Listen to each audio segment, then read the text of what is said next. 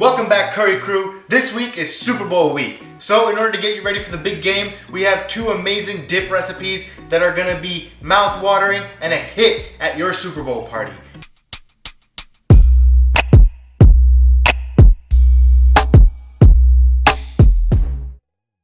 Now, before we go any further, like always, you gotta make sure you like, share, and subscribe. Punch that notification bell. And also, this week we're doing something special because there is another channel here that cooks amazing food that is also going to be sharing some recipes that you can cook for your Super Bowl party.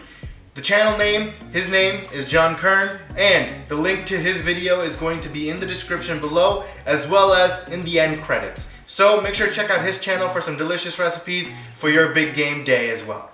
Now, without any further ado, let's get to our recipe. So what I first did for our bean dip is take 2 cans of black beans and just put them in a mixing bowl.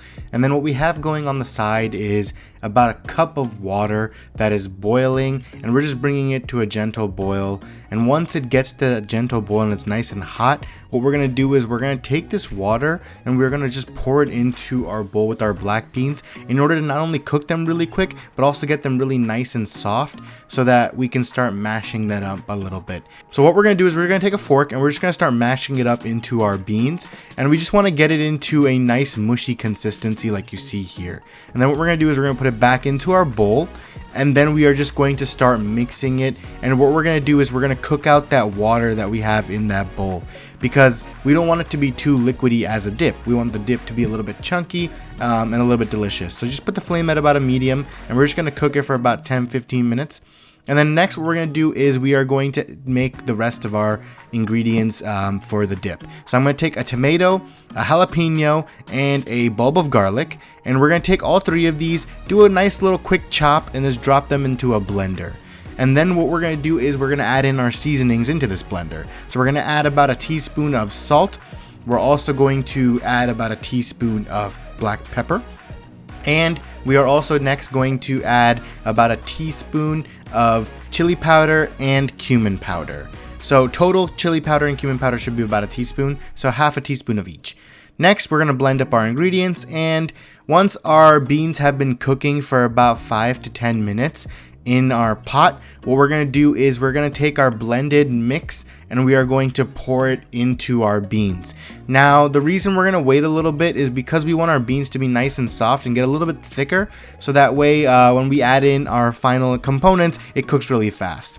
So in the meantime, while we're waiting for our beans to thicken up, what we have done is we've taken a separate pan, and in there we've melted about a teaspoon of butter, and we are going to saute some peppers. Now, we don't want to saute these peppers too much because we want these peppers to provide a nice crunch to our bean dip. So we're only going to saute them for about 2 to 3 minutes. So we're going to wait for the butter to melt down a little bit first, and then we're going to add in our peppers, and we're going to saute them, and then we're going to fold them into our bean dip. So our bean dip is still going, so just make sure to give it a good stir once in a while so it doesn't stick.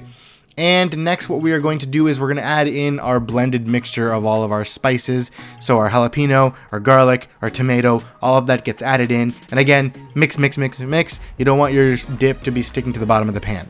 So now while that's again thickening up, we're going to saute our peppers. So you're just going to drop that into your pan there with the butter, and you're just going to saute them. You're going to try doing a nice little fancy trick, and for the first time in your life, it's not going to spill anywhere. So you're just going to stop because you don't want to take any chances because you got lucky the first time.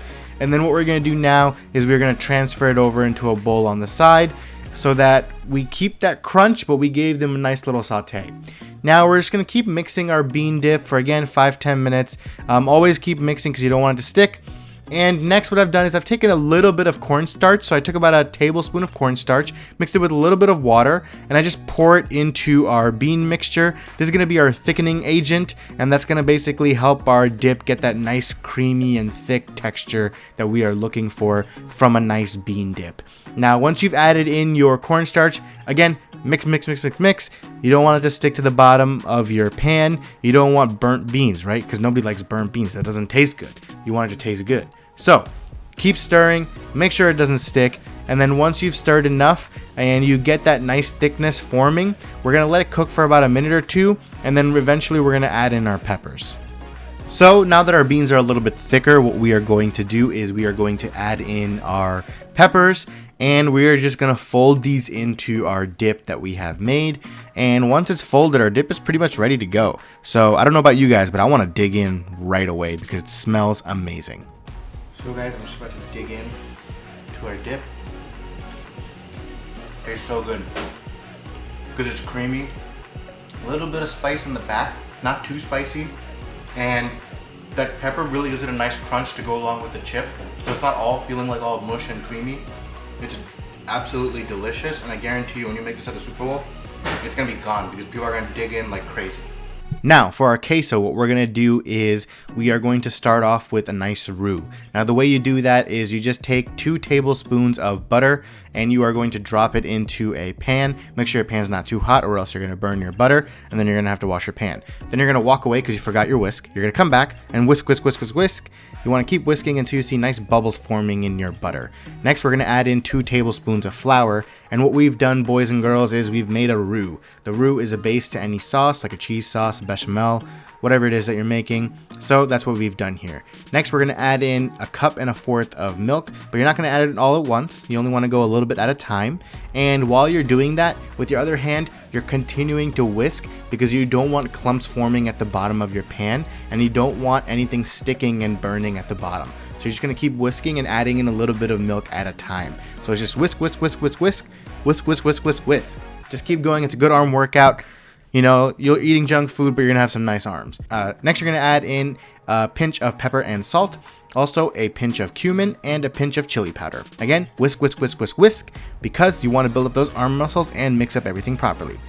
Now, what we've done is we've taken shredded pepper jack cheese, but the way we shredded it is that we took a big block and we shredded it ourselves. The reason you want to do that is because when you buy pre-shredded cheese, it comes with a caking agent, and that prevents it from getting that nice creamy texture that you're looking for in a queso. It's not going to be as like stringy, it's not going to be as cheesy, so you always want to take your own cheese and shred it yourself.